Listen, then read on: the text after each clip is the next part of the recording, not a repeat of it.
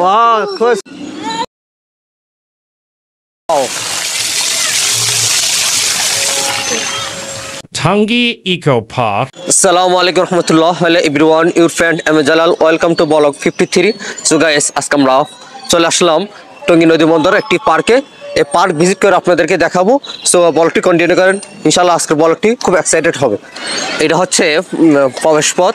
এই প্রবেশপথটা মোটামুটি অনেকটা সুন্দর, খুব এক্সাইটিং একটা জায়গা, অনেকটা সুন্দর লাগতেছে। আর আপনারা যদি দেখে আসেন, এখানে অনেক ধরনের গাছ আছে। পার্কটি হচ্ছে যে মূলত প্রজাপতি গাছপালা কীটপতঙ্গ বিভিন্ন ধরনের আছে। এখানে প্রায় 161টির মতো গাছ আছে। আমরা দেখতে পেলাম যে এখানে 161টির মতো গাছ আছে। গাছগুলো যদি একটু বড় হয় তাহলে জায়গাটা আরও বেশ ভালো মানাবে। তারপর খুব এক্সাইটিং একটা জায়গা নদী বন্দরে টঙ্গীতে। আজকে আপনাদের নিয়ে আমরা ঘুরবো। তো বলটি কন্টিনিউ করেন। আজ কেন পৃথিবীটা লাগে এত সুন্দর।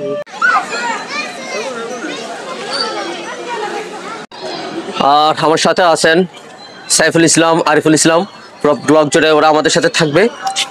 আর আছে সুমাইয়া হামিদা। মূলত আমরা এখানে সুমাইয়া হামিদার একটি গজল শুটিং করতে আসছি।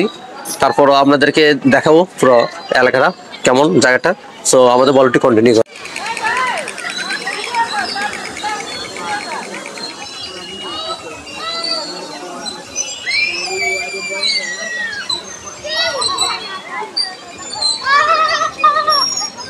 হ্যালো গাইস, জীবনটা অনেক সুন্দর, তা যদি মহান রবের হুকুমে সজ্জিত হয়। আপনি কোথা থেকে আসছেন? তোমার নাম কি বলো? আমার নাম মাহিম আক্তার ময়না। সাইফুল ইসলাম কোনো পাচ্ছে না বসার জন্য, বাঙ্গাসোর একটা জায়গাতে বসে আছে, আফসোস করতেছে আমি কোথাও পাইতেছি না। গাইস, সাইফুল ইসলাম অনেকক্ষণ পরে খালি পেয়েছে এখানে বাচ্চাদের জন্য। সাইফুল ইসলাম হাত দেখান।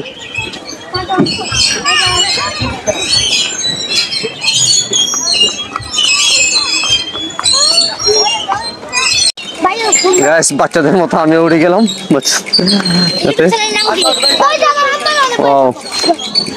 গাইস, এই জায়গার সবচেয়ে মূল আকর্ষণীয় জায়গা হচ্ছে যে এই ঝর্ণাটি। এই ঝর্ণা নিয়ে সবাই ছবি তোলে, সবাই এখানে আসে। আসলে ঝর্ণাটি খুব এক্সাইটিং, খুব সুন্দর, জায়গাটা খুব সৌন্দর্য। গাইস, এখানে একটা আপনারা ওয়াচ টাওয়ার যে একটা পথ দেখেছে, পথটা অনেকটা সুন্দর, একটা গ্রামীণ পরিবেশ, একটা নিরিবিলি পরিবেশ। জায়গাটা হাঁটার একটি সুন্দর একটা পরিবেশ, হাঁটার মতো। আর ওইখানে কিছু রাইড দেখা যাচ্ছে, আমরা ওইদিকে যাচ্ছি, আপনাদেরকে দেখানোর চেষ্টা করব। সো কন্টিনিউ করেন। আর এখানে আকর্ষণের যে জায়গাটি সেটা বলতে হচ্ছে যে এখানে কিছু রাইড আছে, ট্রেন আছে, তারপরে নাগরদোলা আছে, বাচ্চাদের জন্য ঘোড়া আছে। উঠবেন? মানুষ তো নাই, আপনি উঠবেন কিভাবে? ওই উপর উঠতে পারতেন না।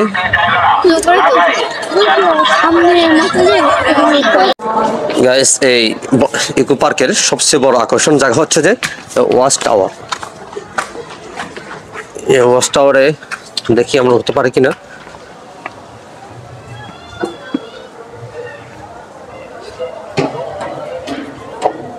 সাইজ নাম আগে উঠে যাচ্ছে, আমরা উঠবো। ওয়াচ টাওয়ার উঠতেছি। ও নাইস, জায়গাটা কিন্তু সেই। গাইস, সবচেয়ে হতাশার জায়গা হচ্ছে যে এখানে ওয়াচ টাওয়ারে আসলাম, উঠবো, কিন্তু দুঃখের বিষয় হচ্ছে যে ওয়াচ টাওয়ারটা হচ্ছে তালাবদ্ধ, উপর ওঠা নিষেধ মনে হয় যত সম্ভব।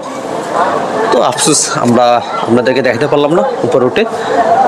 তারপরে আমরা একটু এদিকে দেখাই। এই জায়গাটা ফুল দিয়ে মানে এত মুখরিত করেছে, মানে জায়গাটার ভিউটা আলাদা একটা সৌন্দর্য। আর সামনে ওয়াচ টাওয়ার আগে একটা রেস্টুরেন্ট আছে, 2 তলা রেস্টুরেন্ট, ওইখানে ভিউটা সুন্দর। এখানে হয়তো ফুচকা, ঝালমুড়ি এরকম কিছু পাওয়া যায়।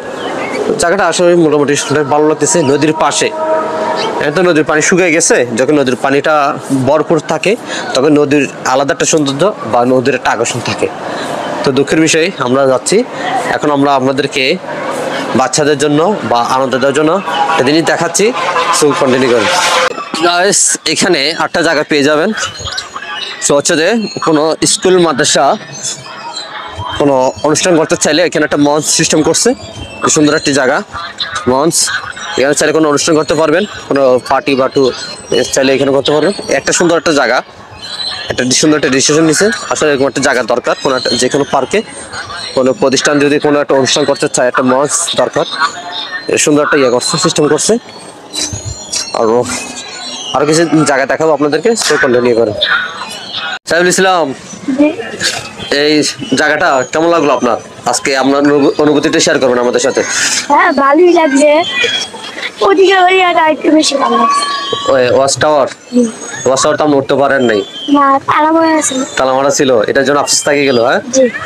আচ্ছা, আর কখনো যে আসেন ওয়াচ টাওয়ারটা কি অবশ্যই উঠে যাবেন। হ্যাঁ, জি। তাহলে আপনার আফসোস আর থাকবে না। না।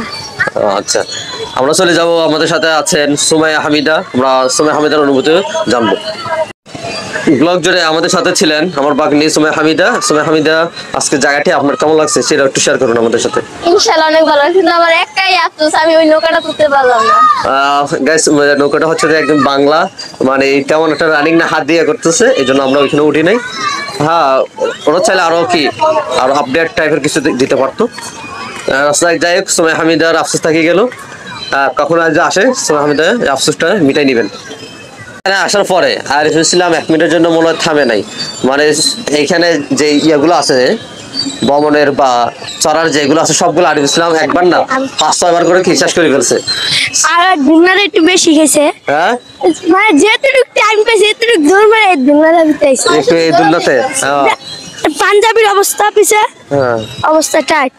যাই হোক, আর সবাই আরিফ ইসলাম কেমন লাগলো? ভালো। ভালো লাগছে? আচ্ছা, ঠিক আছে। আপনার ইমোশন কি? গাইস, এই জায়গাটা মোটামুটি পুরোটা ঘুরলাম যতটুকু পারছি আপনাদেরকে দেখানোর জন্য। তবে এই জায়গাটা এরিয়াটা হয়তো একটু বড় হইতো, গাছপালাগুলো যদি একটু বড় হইতো তাহলে জায়গাটা আরো সুন্দর লাগতো। যাই হোক, অল্প পরিসরে যতটুকু থাকার অতটুকু আছে।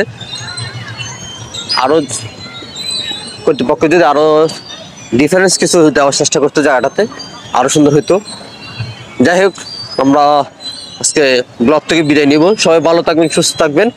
আর এই ভিডিওটি কেমন লেগেছে, কে কোথা থেকে দেখছেন সেটা কমেন্ট করে জানাবেন। ইনশাল্লাহ আমরা আগামীতে আরো চমৎকার কিছু জায়গা বা চমৎকার ব্লগ আপনাদের উপহার দেওয়ার চেষ্টা করবো। সবাই ভালো থাকবেন। আসসালামু আলাইকুম ওয়া রাহমাতুল্লাহ।